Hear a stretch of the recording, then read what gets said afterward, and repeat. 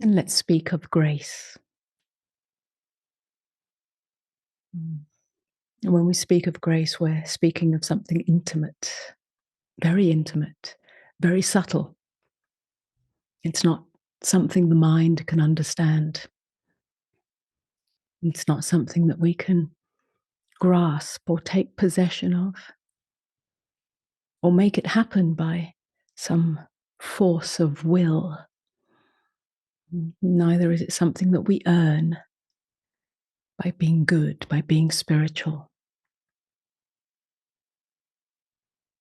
Grace belongs to a deeper order of reality we may call the mystery. Not the mystery in the sense of something supernatural, but as the mysterious movement of life that reveals itself when the personal begins to soften.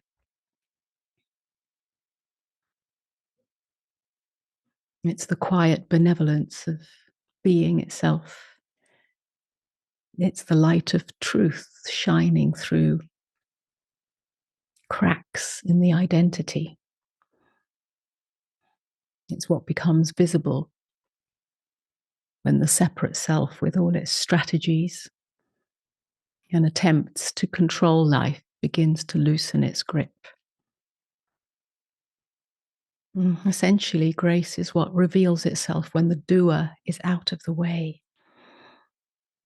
Because even the spiritual search is most often carried by the doer, the one who wants to awaken, the one who wants to be at peace, the one who wants to be enlightened or free. So the longing for truth gets tangled up with this sense of me trying to get somewhere, trying to become something. But grace doesn't belong to that separate self. It begins to reveal itself when the effort that comes from that separate self starts to exhaust itself, when the separate self becomes transparent. Not because we've finally worked out how to do surrender, but because life brings us to the very edge where the personal self can no longer do anything.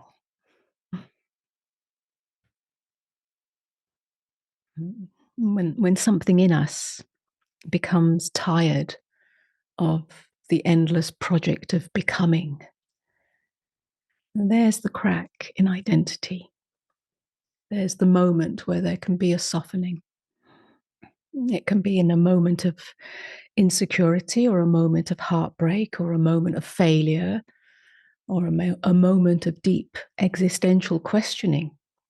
Suffering isn't necessary, but suffering often exposes the limits of the separate self, because the separate self can't bring us all the way home. It's at this point, at this edge, that something deeper begins to open. And then grace is like an open hand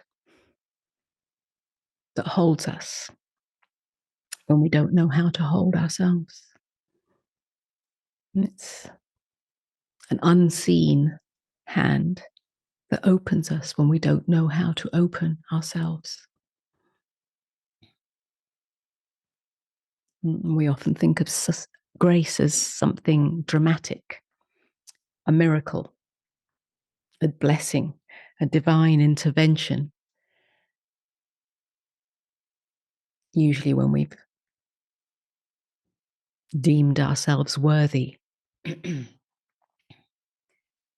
when life turns in our favor, perhaps when we've experienced some kind of synchronicity or healing or circumstance that proves that this is so.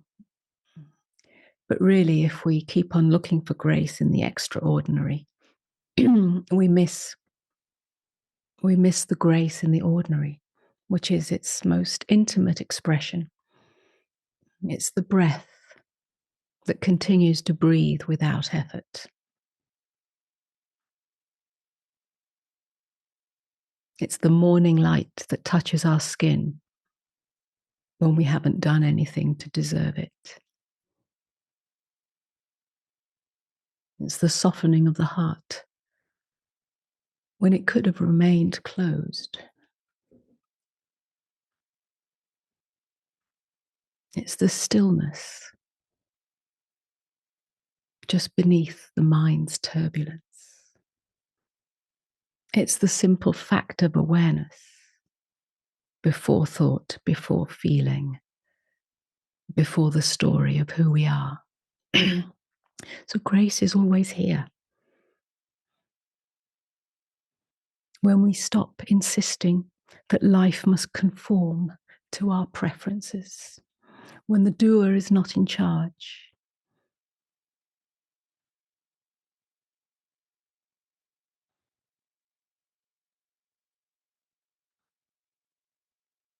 when the ego's grip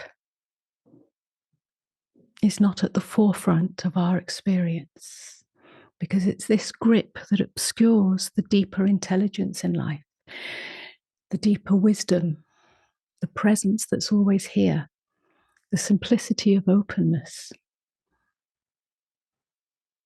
We don't have to be perfect.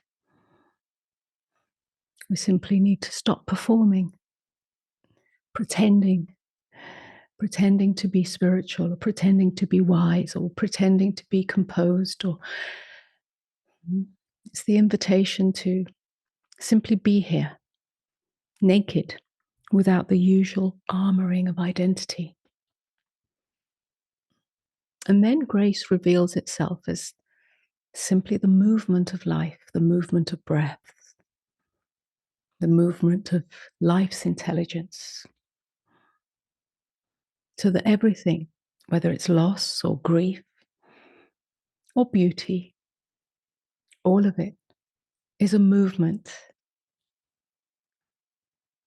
when we stop resisting.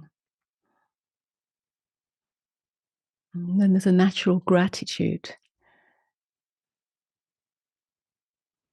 It's a current that flows through us, the quiet revelation that we are never separate from the light that we seek. And grace is always here when the doer becomes quiet. It's the very radiance of being itself.